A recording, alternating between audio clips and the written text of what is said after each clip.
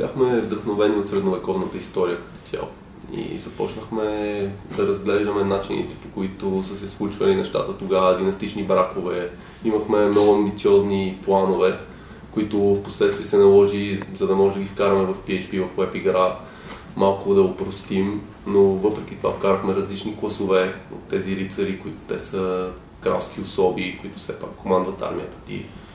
И беше важно за нас да успеем на този етап, с началото на 4.0 на хановете, да успеем да вкараме това и после ще добавяме допълнително още много неща.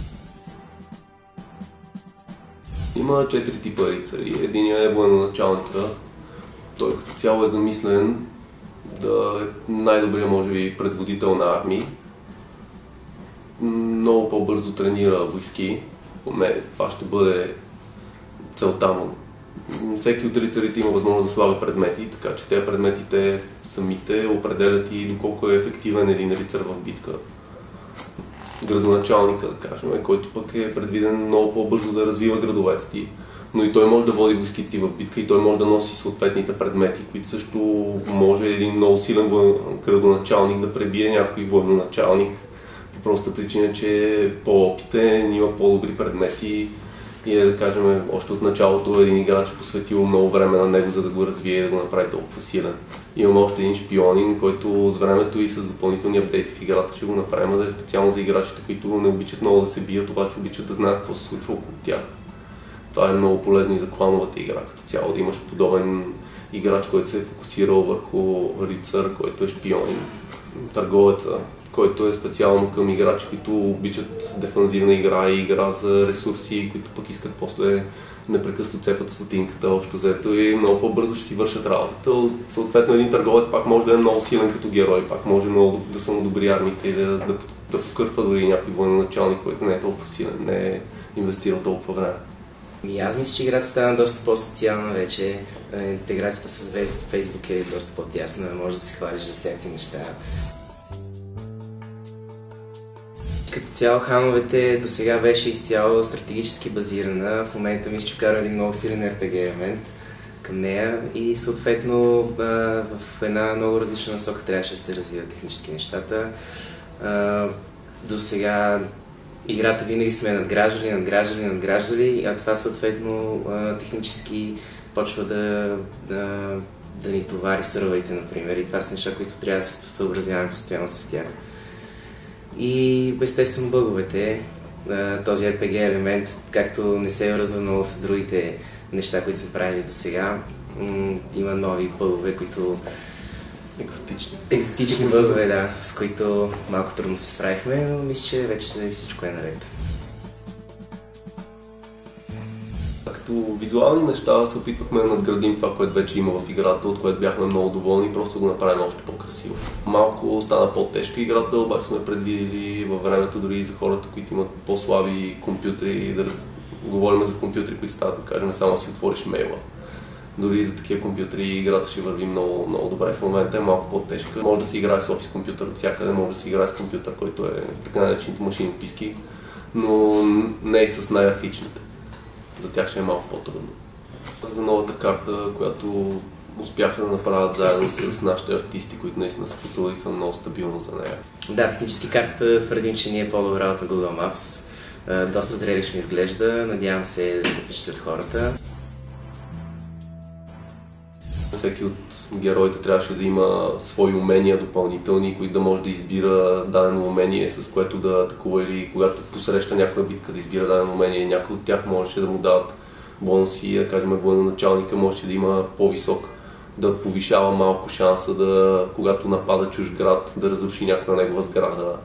Един градоначалник пък можеше да има някакво умение, което му дава възможност да увеличава приходите на замъка, в който се намира, понеже е много добър в това нещо, което прави и самите ресурси, които успява да събере, начина, по който организира хората, е по-добър. И това бяха едни неща, които не сме ги оставили в никакъв случай, просто трябва да видим как ще се приеме хановете 4 в момента, за да може да ги вкараме и тях и да направим играта наистина разнообразна и да има стотици възможни стратегии за игра. Решихме да разчупим подхода ни към новата версия като начин на работа. Сега събрахме се общо взето всички в една стая и денонощно се кодеше всички заедно. Това не означава само програмисти, ами и дизайнери, и гейм дизайнери, и гейм продюсери даже. Всички заедно и малко в началото може би имаше проблеми защото сега не се бяхме засичали по този начин. Програмистите виждат нещата по един начин, продюсерите по друг, дизайнерите по трети. Това беше също едно предизвикателство. Най-лесното нещо беше вече в един момент, в който сме намерили общите думи, намерили сме общи теми, вече беше най-лесното нещо да работим наистина като един екип и се надяваме и за бъдеще да успяваме да направим. Доволни сме от новата визия на играта, доволни сме от начина, по който в момента върват механиките на играта. Вкарахме много по-исторически издържана ми изглежда, отколкото беше преди и се надяваме на самите играчи да им хареса, като ние от тук нататък сме решили много тясно да следиме мнението на играчите и желанията на играчите и да се опитваме да се съобразяваме поне част от тях при разработването на бъдещи фичъри, при бъдещи версии, както и да разнообразим самия тип сървъри, които предлагаме за тях. И очакваме играчите да се забавляват, очакваме да видим много конструктивни предложения от тях, очакваме ние сме научили много нови неща, докато сме правили новата версия и наистина имаме желание да я развиеме като едно дърво от тук нататък. Тоест, ако някои от хората не обичат да играят с черни замъци, да им дадем възможността да играят без черни замъци, така че да акцентираме повече на плеер versus плеер играта, ако се кефат на черните замъци, да я направим още по-клан базирана, тясно клан базирана, така че наистина да могат да играят с най-добрите си приятели заедно и да се кефат. Advisor, може би играчите ни знаят, имаме Advisor, така наречения, който е една картинка горе-долу в ъгъла на overview-то и решихме да сменим картинката с наш колега програмист и даже до последно мислихме да я вкараме в играта, не знам защо се отказахме, но със сигурност за напред мислим да вкараме някои персонажи от фирмата вътре в играта. Бързам да оправя недовършените неща по нея. Да, до последно ще оправят някакви работи, по напрежение сме, но мисля, че всичко ще е наред. Имайте милост! И надявам се да се забавлявате наистина и се надявам съвсем скоро да успеем да вкараме всичко, което бяхме измислили за 4.0 и ще направим наистина играта нормално и яка.